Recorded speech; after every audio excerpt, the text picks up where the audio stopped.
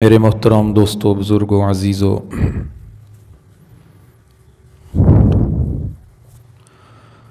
ہر سال دسمبر کے مہینے میں 25 دسمبر کا دن آنے سے قبل اس دن کے متعلق گفتگو ہوتی ہے جس میں عیسیٰ علیہ السلام کی سیرت اور آپ کی سیرت سے ملنے والے اسباق اور آپ کے متعلق عیسائی اور نصارہ کا عقیدہ نظریہ کیا ہے تفصیل سے گفتگو ہو چکی ہے، لیکن چونکہ مسلمان کمزور ہیں اس لیے کہ بات بھول جاتے ہیں، تو جب وہ موقع آتا ہے انہیں دوبارہ اس بات کی یاد دہانی کروانی پڑتی ہے، اس کی شرعی حیثیت بتانی پڑتی ہے تاکہ مسلمان اپنا ہر عمل قرآن اور سنت کے مطابق بنا سکیں اور اس کے مطابق عمل کر سکیں۔ سابقہ جمعے کے بیان میں اللہ تعالیٰ کی توحید و وحدانیت کے عنوان پہ گفتگو ہوئی تھی۔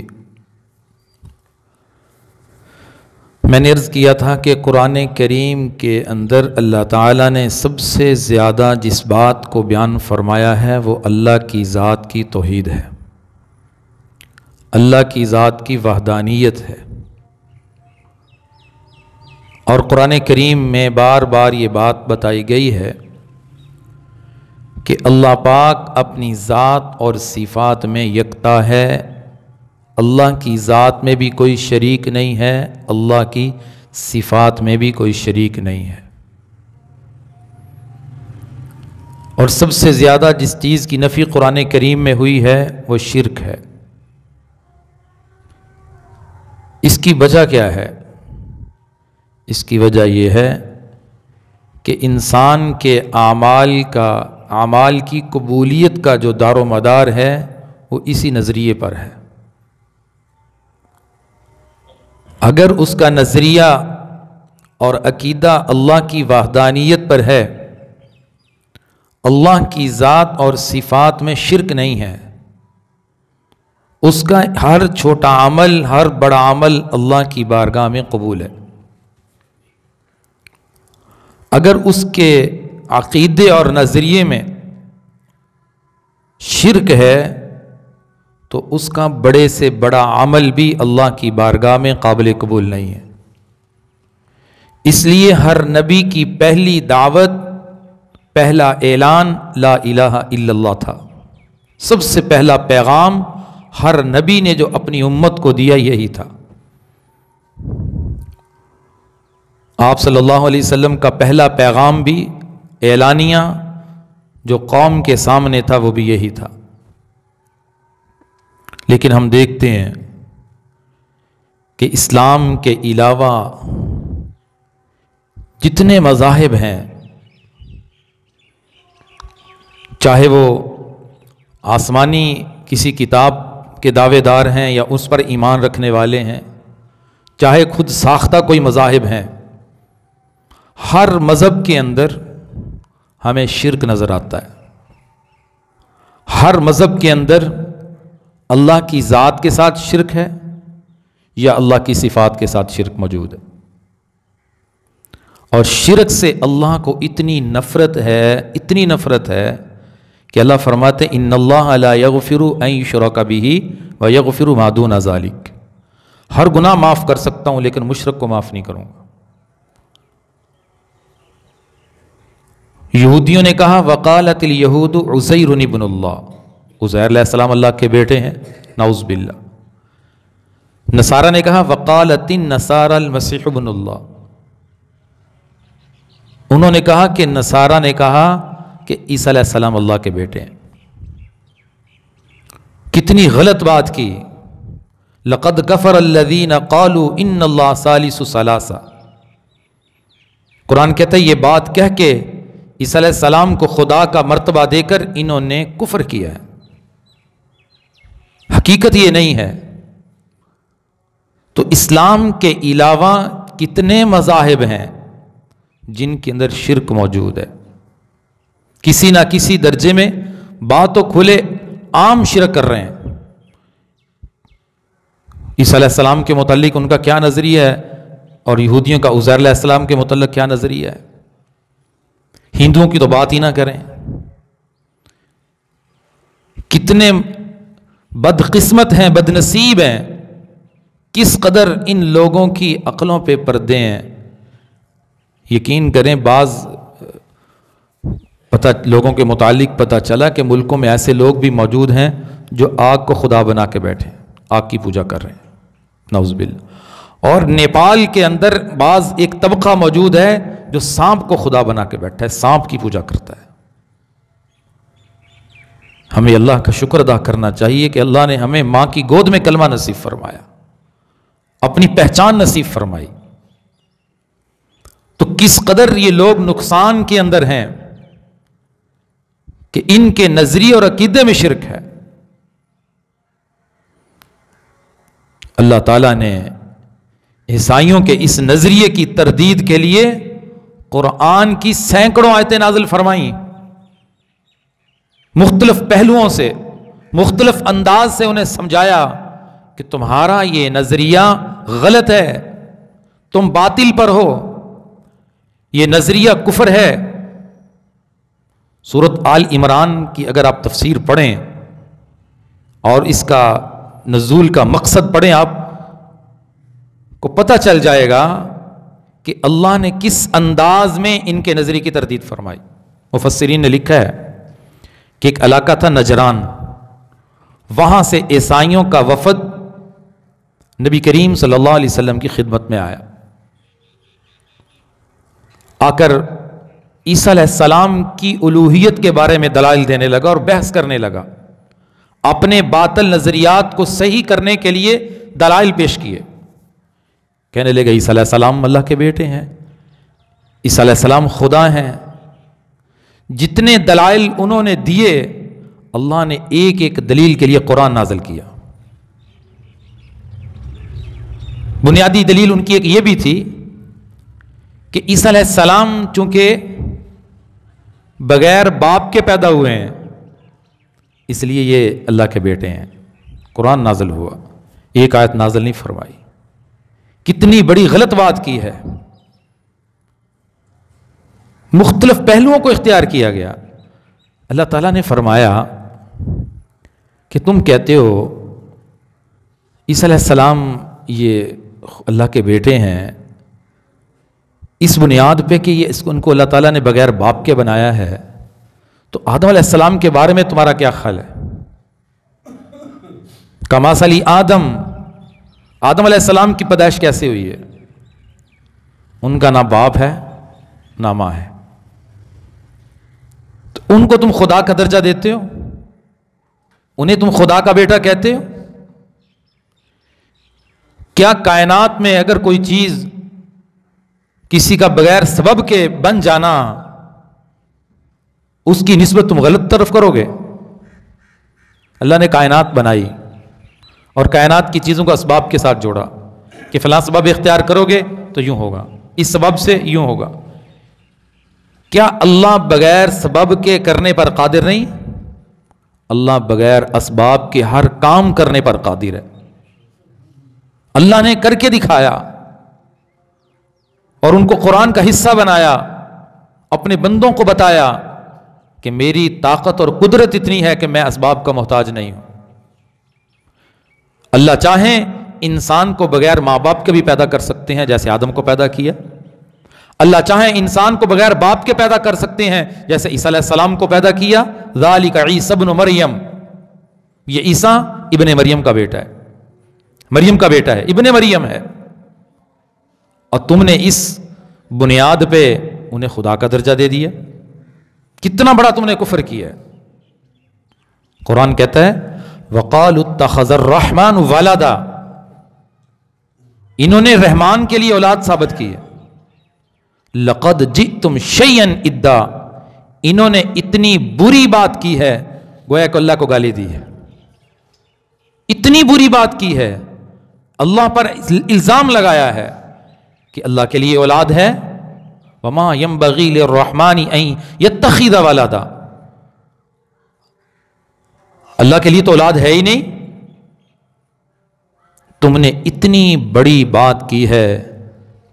اس کا نقصان اگر آسمان میں شعور ہوتا، تکاد السماوات، آسمان پھٹ پڑتا، ٹوٹ پڑتا، وتنشق الارض، زمین پھٹ جاتی، وتخر الجبال حدا، پہاڑ ٹکڑے ٹکڑے ہو جاتے۔ تم نے اتنی سخت بات کی ہے کہ عیسیٰ علیہ السلام کو اللہ کا بیٹا بنا دیا اور اللہ کے لیے اولاد ثابت کر دی۔ کتنا غلط نظریہ ہے۔ قل هو اللہ احد اللہ الصمد لم یلد ولم یولد ولم یکن له کفوا احد۔ اور پوری دنیا کے عیسائی ہر سال 25 دسمبر کو یہ دن مناتے ہیں۔ یہ بات میں پہلے سابقہ بیان میں بتا چکا ہوں کہ عیسائیوں کا آپس میں شدید اختلاف ہے، ان کی کتب کا مطالعہ کریں تو پتہ چلتا ہے کہ کتنے عیسائی اس بات کی تردید کرتے ہیں کہ 25 دسمبر عیسیٰ علیہ السلام کی پیدائش کا دن نہیں ہے۔ آپس میں اختلاف ہے، ہمیں اسے سروکار نہیں ہے۔ بہرحال وہ 25 دسمبر کو عیسیٰ علیہ السلام کی پیدائش کا دن مناتے ہیں، ان کا ایک مذہبی تہوار ہے۔ اب یہاں تک آپ بات سمجھ چکے ہیں کہ ان کا نظریہ اور عقیدہ شرک پر مبنی ہے، خسارے اور نقصان میں ہے۔ اب مسئلہ یہ ہے، کیا غیر مسلم کے مذہبی تہوار میں مسلمان شریک ہو سکتا ہے؟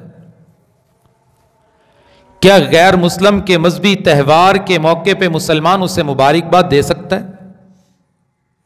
کیا اس کی تقریب میں شریک اور کیک کاٹ سکتا ہے؟ بڑے فلسفے جھاڑنے والے اینکر آ کر بڑا فلسفہ جھاڑتے ہیں، بڑے عجیب و غریب دلائل پیش کرتے ہیں من گھڑت، جس کی کوئی حقیقت نہیں، جبکہ حقیقت یہ ہے کہ ہم ہر عمل میں حضرت محمد صلی اللہ علیہ وسلم کی تعلیمات کے پابند ہیں۔ ہمیں کسی موقع پہ کسی عمل میں آزادانہ زندگی گزارنے کا اختیار نہیں دیا گیا کہ ہر معاملے میں تم جیسے مرضی کرو۔ اللہ نے ہر معاملے میں حدود متعین فرمائی ہیں، غیر مسلم کے حقوق بیان کیے، تعلق رکھنا بیان کیا، اس کے ساتھ حسن سلوک کرنا موجود ہے، اس کے ساتھ معاونت موجود ہے، اس کے ساتھ آپ بھلا کر سکتے ہو، مہمان نوازی کر سکتے ہو، لیکن ایک حد متعین ہے۔ اتنا تم حد سے آگے نہیں بڑھ سکتے کہ تم غیر مسلم کے مذہبی تہوار میں شرکت شروع کر دو اور تم انہیں مبارکباد دینی شروع کر دو۔ مجھے یہ بتائیں کہ جب آپ صلی اللہ علیہ وسلم مدینہ تشریف لائے، اس وقت یہودیوں کے پروگرام نہیں ہوتے تھے؟ کتابوں کے اندر موجود ہے، ان کے دن مخصوص تھے کہ جس دن وہ اپنا تہوار مناتے تھے، مہرجان کے نام سے دنوں کے نام متعین تھے۔ آپ صلی اللہ علیہ وسلم نے صحابہ سے پوچھا کہ یہ کیا کرتے ہیں؟ صحابہ نے عرض کیا کہ یہ اپنا مذہبی تہوار مناتے ہیں، ان کے مذہبی ایام ہیں۔ آپ نے فرمایا اللہ تعالیٰ نے ہمیں بھی 2 دن دیے ہیں خوشی کے، ایک عید الفطر دی ہے اور ایک عید الاضحیٰ دی ہے، یہ مسلمان کی خوشی کے دن ہے۔ تو کیا آپ صلی اللہ علیہ وسلم نے ان کے مذہبی تہواروں میں شرکت کی؟ آج کے فلسفہ بیان کرنے والوں کو آپ صلی اللہ علیہ وسلم سے زیادہ علم ہے کہ رواداری قائم کرنی ہے، وہ کرنا ہے، یہ کرنا ہے، یہ ہمارے بھائی ہیں، ان کے ساتھ چلنا ہے۔ آپ صلی اللہ علیہ وسلم سب سے زیادہ حسن سلوک کرنے والے تھے، سب سے زیادہ مہمان نواز تھے، سب سے زیادہ اخلاق والے تھے، لیکن آپ صلی اللہ علیہ وسلم کی حدیث سے، آپ کی سیرت سے، آپ کے عمل سے یہ ثابت نہیں ہے کہ آپ نے کبھی بھی ان کے پروگراموں میں شرکت کی، بلکہ حدیث میں تو یوں آتا ہے آپ صلی اللہ علیہ وسلم کو نبوت ملنے سے قبل ان کے جو میلے ہوتے تھے انہوں نے کوشش کی کہ آپ صلی اللہ علیہ وسلم کو بھی اس میں شریک کیا جائے۔ آپ صلی اللہ علیہ وسلم فرماتے ہیں کہ مجھے لے گئے، چونکہ بچپنا تھا، لڑکا پن تھا، آپ صلی اللہ علیہ وسلم وہاں گئے، اللہ نے ایسی حفاظت فرمائی۔ آپ فرماتے ہیں کہ جب مجھے اپنے پروگرام میں شرکت کے لیے لے گئے، وہاں جا کے میرے اوپر نیند کا ایسا غلبہ ہوا، میں سو گیا اور جب اٹھا تو ان کا پروگرام ختم ہو چکا تھا۔ اللہ نے بچایا ان کے ان غلط پروگراموں میں شرکت سے۔ اپنے نبی کو کس نے محفوظ کیا؟ اللہ نے محفوظ کیا۔ آپ صلی اللہ علیہ وسلم کی زندگی میں، صحابہ کی زندگی میں حضرت عمر تو فرمایا کرتے تھے مسلمانوں ان کے پر مذہبی تہواروں میں شرکت نہ کرو، اس دن ان پر اللہ کی لعنت برستی ہے۔ مسلمان کو اندازہ ہی نہیں ہے کہ 25 دسمبر کو پوری دنیا کے عیسائی کس نظریے کے بنیاد پر یہ دن مناتے ہیں۔ اندازہ ہے کہ کیا کرتے کیا ہیں، نظریہ کیا ہے، عقیدہ کیا ہے؟ مسلمان کے اندر تو بولنے کی طاقت نہیں ہے، وہ اعلانیہ کہہ رہے ہیں کہ اس دن اللہ کا بیٹا پیدا ہوا تھا۔ نعوذ باللہ۔ میری کرسمس کا مطلب کیا ہے؟ کتابیں اٹھا کر دیکھیں کیا لکھتے ہیں وہ۔ کرسمس ڈے کا مطلب کیا ہے؟ ان کی کتابیں اٹھائیں، مطلب کیا ہے؟ یہی مطلب ہے کہ اس دن اللہ نے بیٹا جنا تھا۔ مسلمان نفی کر رہا ہے، اعلانیہ شرکیہ عقیدہ، اعلانیہ شرک بیان ہو رہا ہے۔ اور یہ بڑے اپنے آپ کو حسن اخلاق کا پیکر سمجھنے والے یہ ان کے مذہبی تہواروں میں شریک ہوتے ہیں، انہیں مبارکباد دی جاتی ہے۔ اللہ فرماتے ہیں ایسا نظریہ آسمان میں احساس ہوتا تو پھٹ جاتا، زمین پھٹ جاتی، پہاڑ ٹکڑے ٹکڑے ہو جاتے کہ انہوں نے یہ بات کہی ہے وَقَالُوا اتَّخَذَ الرَّحْمَنُ وَلَدًا، اللہ کے لیے اولاد ہے، ایسی بات کہی ہے۔ مَا كَانَ لِلَّهِ أَن يَتَّخِذَ مِن وَلَدٍ سبحانہ، اللہ تو اس سے پاک ہے، اللہ تو اس سے پاک ہے، سبحان اللہ۔ ہم کہتے نہیں اللہ کی کوئی اولاد نہیں، اللہ خود پیدا نہیں ہوئے، اللہ ان ساری چیزوں کے سے پاک ہے، وہ یکتا ہے، وہ ایک ہے، وہ اکیلا ہے۔ اس نظریے پر کتنے انبیاء کٹ گئے، کتنے انبیاء شہید ہو گئے، کتنے انبیاء قربانی دے گئے، لیکن اس نظریے سے پیچھے نہیں ہٹے۔ انہوں نے اعلان کیا اللہ ایک ہے، اللہ کی ذات میں بھی کوئی شریک نہیں، اللہ کی صفات میں بھی کوئی شریک نہیں۔ غیر مسلم کے مذہبی تہوار میں شرکت تو ناجائز اور حرام ہے ہی۔ اللہ کے نبی نے تو مسلمان کو، اپنی امتی کو منع فرمایا کہ غیر مسلم سے تم مشابہت بھی اختیار نہیں کر سکتے۔ ہر عمل میں، حدیث میں وہ واقعات موجود ہیں، آپ نے فرمایا تم ان کی مخالفت کیا کرو۔ آپ صلی اللہ علیہ وسلم جب مدینہ منورہ تشریف لائے تو یہودی 10 محرم کا روزہ رکھتے تھے۔ آپ نے پوچھا یہ 10 محرم کا روزہ رکھتے ہیں کیوں رکھتے ہیں؟ آپ کو بتایا گیا یہ اس لیے رکھتے ہیں، کہتے ہیں کہ بنی اسرائیل کو فرعون کے ظلم سے اس دن نجات ملی تھی، شکرانے کے طور پہ رکھتے ہیں۔ آپ نے فرمایا موسیٰ علیہ السلام کے تو زیادہ ہم قریب ہیں، ہم 2 روزے رکھیں گے، ان کی مخالفت کریں گے۔ اگرچہ ابتدائی اسلام میں 10 محرم کا روزہ فرض تھا، جب رمضان کے روزے فرض ہوئے تو اس کی فرضیت ختم ہو گئی۔ مخالفت کرنی ہے۔ جب نماز فرض ہوئی تو صحابہ کا اللہ کے نبی سے مشورہ ہوا کہ کیسے لوگوں کو اکٹھا کیا جائے کہ نماز کی اطلاع دی جائے کہ نماز کا وقت ہو چکا ہے، مسجد میں آ جائیں، کیا طریقہ اختیار کیا جائے؟ کسی نے رائے دی کہ گھنٹی بجائی جائے۔ آپ نے فرمایا یہ نہیں کریں گے، یہ گھنٹیاں بجانا یہ عیسائیوں کا طریقہ ہے۔ کسی نے کہا جی آگ جلائی جائے، آپ نے فرمایا آگ بھی نہیں، یہ بھی غیروں کا طریقہ ہے، آگ پرست، آگ کی پوجا کرنے والے، یہ کام نہیں کریں گے۔ ہر وہ عمل جس میں غیروں کی مشابہت تھی، آپ صلی اللہ علیہ وسلم نے اس سے منع فرما دیا کہ یہ نہیں کریں گے۔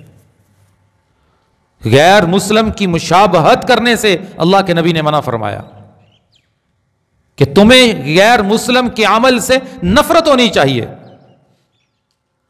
اور آج کا نوجوان دیکھے، آج کے مسلمان کو دیکھیں، اس کی تقریب میں شریک ہو کر دیکھیں کہ کتنے عمل مسلمانوں والے ہیں، کتنے عمل یہودیوں، عیسائیوں اور ہندوؤں والے ہیں۔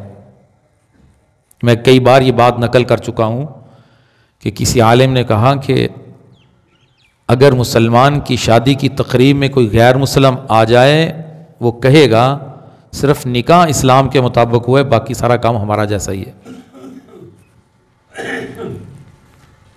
اب تو کئی لوگوں کو نکاح ہی یاد نہیں رہتا کہ نکاح بھی کرنا ہے۔ برات رخصتی کا ٹائم آتا ہے، اس وقت یاد آتا ہے کہ نکاح بھی کرنا ہے۔ ایسے واقعات بھی ہو چکے ہیں، یاد ہی نہیں، برات جانے لگی تو یاد آیا کہ نکاح کرنا ہے۔ جو ڈیزائن، جو فیشن، جو طریقہ مغرب سے آتا ہے، مسلمان اسے سلام پیش کرتا ہے، ٹھیک ہے ہم تو انتظار میں تھے، جیسے اس کے پاس کسی کی زندگی ہے ہی نہیں ہے۔ اتنی خوبصورت زندگی اس کے پاس حضرت محمد صلی اللہ تعالی علیہ وسلم کی موجود ہے، اس خوبصورت زندگی کے ہوتے ہوئے اس کی نظریں غیروں کی طرف اٹھتی ہیں۔ آپ نے کسی غیر مسلم کے مذہبی تہوار میں شرکت نہیں فرمائی، کسی غیر مسلم کو اس کے مذہبی تہوار کے موقع پہ آپ نے مبارکباد نہیں دی، اور یہاں آپ کے ماننے والے ان کے مذہبی تہوار میں شریک ہوتے ہیں، باقاعدہ کیک کاٹتے ہیں، ان کی حمایت کا اعلان کر رہے ہیں، ان کے حوصلے بڑھا رہے ہیں، ان کی تائید کی جا رہی ہے، جبکہ پیغام تو یہ دینا چاہیے کہ تم باطل پر ہو۔ ہمارا تو پیغام یہ ہے، قل هو اللہ احد اللہ الصمد لم یلد ولم یولد ولم یکن لہ کفوا احد۔ کفریہ کام پہ غیر مسلم کی حمایت کرنا، کفریہ نظریے پہ اس کی مذہبی تہوار میں شریک ہونا، یہ مسلمان کے ایمان کی غیرت کے خلاف ہے، کسی طور پر بھی درست نہیں ہے۔ اور بعض لوگ کہتے ہیں جی وہ بھی تو ہمیں کہتے ہیں، ہماری عید ہوتی ہے وہ بھی ہمیں عید کی مبارکباد دیتے ہیں، ہم نے دے دی تو کیا حرج ہے؟ بھئی ان کے مذہب میں جائز ہوگا، ان کے مذہب میں درست ہوگا، ان کے طور طریقوں کے مطابق ٹھیک ہوگا کہ تم مسلمان کو مبارکباد دے سکتے ہو، وہ دیتے ہیں، لیکن ہمارا مذہب ہمیں اجازت نہیں دیتا، ہمارا اسلام ہمیں اجازت نہیں دیتا۔ ہم اسلام کے پابند ہیں، اپنے نبی کے پابند ہیں، ہم اس سے باہر نہیں جا سکتے۔ جہاں تک ہمیں اسلام غیر مسلم سے حسن سلوک کا درس دیتا ہے ہم کرتے ہیں، مہمان نوازی کرتے ہیں، حسن سلوک کرتے ہیں، تعاون کرتے ہیں، اسلام ان سب کی اجازت دیتا ہے، لیکن اسلام نے ایک حد مقرر کی ہے کہ تم اس حد سے بڑھ کر آگے نہیں جا سکتے۔ ہر طرح کا تعلق تم غیر مسلم سے قائم نہیں کر سکتے، قلبی دوستی نہیں لگا سکتے، قلبی تعلق نہیں بنا سکتے۔ قرآن کریم سورۃ النور میں اللہ نے واضح اعلان کیا کہ تم ان سے دوستی نہ کرو، ان سے دوستیاں نہ لگاؤ، اس کا نقصان ہے۔ تو ہم اپنی زندگی کے ہر عمل میں اللہ کے قانون کے پابند ہیں۔ یہ بات ہرگز نہ کیا کریں کہ اس میں حرج کیا ہے، حرج کیا؟ اکثر لوگوں نے بات کرنی شروع کر دی ہے اپنے عمل کو جائز کرنے کے لیے، اس میں حرج کیا ہے؟ ساری دنیا کر رہی ہے، حرج کیا ہے؟ سب سے بڑا حرج یہ ہے کہ تم نے اسلام کی حدود سے تجاوز کر لیا ہے، حرج کوئی نہیں۔ اس لیے عقل کے گھوڑے دوڑانے کی بجائے قرآن کی طرف دیکھیں، اسلام کی طرف دیکھیں، رسول اللہ صلی اللہ علیہ وسلم کی سیرت کو دیکھیں۔ آپ صلی اللہ علیہ وسلم کی سیرت ہمیں جو پیغام دے گی، آپ کی سیرت، آپ کی زندگی سے جو ہمیں عمل ملے گا، ہم تو اس کے پابند ہیں۔ ہم عقل کو استعمال نہیں کریں گے، جیسے آج کل لوگ کہتے ہیں جی وہ سائنس نے یوں کہہ دیا ہے، سائنس کی یہ تحقیقات ہے۔ ہم کہتے ہیں سائنس کی بات اگر قرآن کے مطابق ہے تو مانتے ہیں، اگر سائنس کی بات قرآن کے خلاف ہے، اسلام کے خلاف ہے، میری نبی کی بات کے خلاف ہے، ایسی بات کو ہم پاؤں کی ٹھوکر پہ رکھتے ہیں، اس کی کوئی اہمیت نہیں ہے. ہمارے نزدیک اہمیت ہے تو قرآن کی ہے, اسلام کی ہے اور اپنے نبی کی ہے. تو 25 دسمبر پوری دنیا کے عیسائی عیسیٰ علیہ السلام کی پیدائش کا دن مناتے ہیں. اسلام کے اندر تو کسی کی پیدائش کا دن منانے کا کوئی ثبوت نہیں ہے, کوئی تصور ہی نہیں ہے. یہ عیسائی مذہب نے شروع کیا ہے اور اپنے ایک باطل اور من گھڑت نظریے کا اظہار کرتے ہیں. تو مسلمان کو کسی طور پر بھی جائز نہیں ہے کہ کسی عیسائی کی مذہبی تہوار میں شرکت کرے یا اس سے مبارکباد دے یا اس کے ہاں تحفے تحائف بھیجے. کسی طور پر بھی درست نہیں ہے. اور یہ باقی جتنی دلیلیں ذہن کے اندر ہیں ان کو اس طرف رکھ کے اسلام کے قانون پہ عمل کریں. پھر بھی اطمینان نہیں ہو رہا, ہم سے آ کے رابطہ کریں, ہر دلیل کا جواب بھی دے دیں گے اور ثابت بھی کر دیں گے اور مطمئن بھی کر دیں گے. کیونکہ لوگ نئی سے نئی دلیل نکالتے جا رہے ہیں اپنے عمل کو جائز کرنے کے لیے. ہمارا فرض ہے قرآن و سنت سے جو عمل ہمیں ملتا ہے اللہ کے بندوں تک وہ حکم پہنچا دینا, وہ پیغام سنا دینا. تو اس دن ایک بڑے غلط اور باطل نظریے کا اظہار ہوتا ہے. وہ کیا ہے کہ نعوذ باللہ معاذ اللہ کہ عیسیٰ علیہ السلام کی پیدائش کے دن کو کہتے ہیں اس دن اللہ کے ہاں بیٹا پیدا ہوا ہے. اللہ فرماتے ہیں بڑی بری بات کی ہے, بڑا الزام اللہ پہ لگایا ہے. اب قرآن پڑھیے, سورۃ آل عمران کا ترجمہ تفسیر پڑھ لیں. پوری سورت کا اکثر بلکہ ساری سورت اللہ نے عیسائیوں کے اس باطل نظریے کی تردید کے لیے نازل فرمائی اور آدھے پارے کے قریب سورت نازل فرمائی. ایک ایک دلیل کا جواب قرآن میں موجود ہے.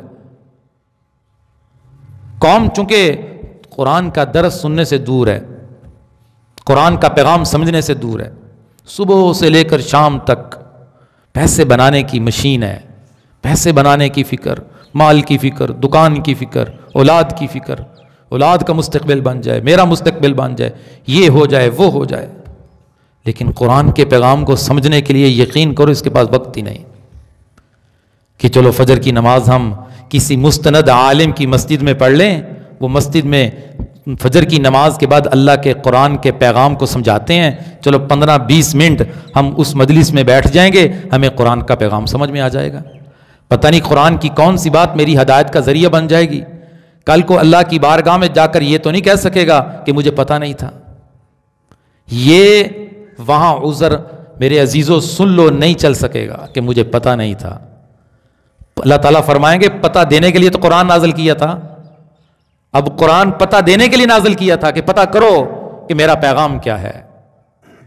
تو پتہ کس نے کرنا ہے؟ ملک کے جتنے قوانین ہیں, ٹریفک کے قوانین کس طرح ہم یاد کرتے ہیں, سیکھتے ہیں, سمجھتے ہیں.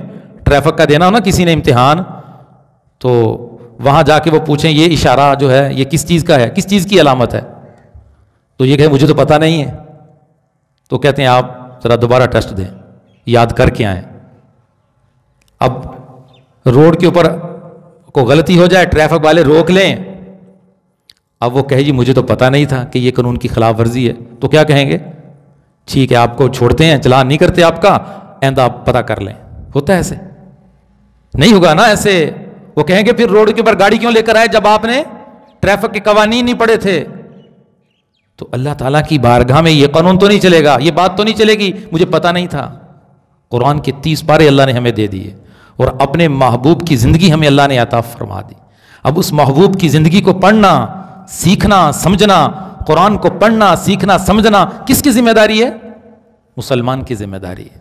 اس لیے عرض ہے کہ اپنے حال پہ رحم کرتے ہوئے ضرور کسی مستند عالم کی مجلس کا انتخاب کر کے فجر کی نماز کے بعد اکثر مساجد میں درس قرآن ہوتا ہے, اس درس قرآن میں 20 سے 25 منٹ بیٹھ جایا کریں.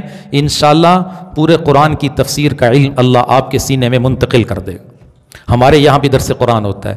الحمدللہ ہم 5ویں پارے پہ پہنچ چکے ہیں.